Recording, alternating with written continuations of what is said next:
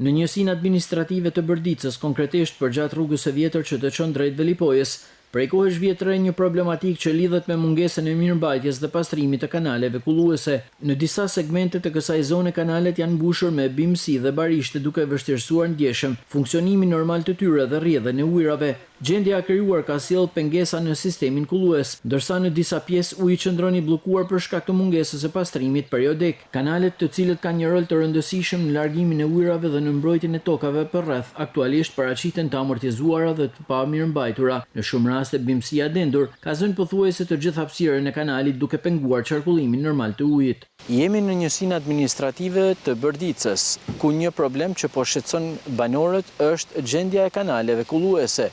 Në shumë zona ato janë të mbushura me barishte, duke vështirësuar kështu rrjedhjen normale të qarkullimit të ujit. Përveç ndikimit në sistemin kullues, pamjet e krijuara përgjatë aksit rrugor japin edhe një panoramë të neglizhuar të zonës. Rruga vjetër drejt Velipojës është një aks i përdorur nga banorë dhe automjete që lëvizin drejt zonës bregdetare, ndërsa mirëmbajtja e kanaleve kulluese mbetet një ndër elementet kryesor për funksionimin normal të infrastrukturës dhe shmangjen e problematikave që lidhen me ujërat dhe degradimin e mjedisit përreth.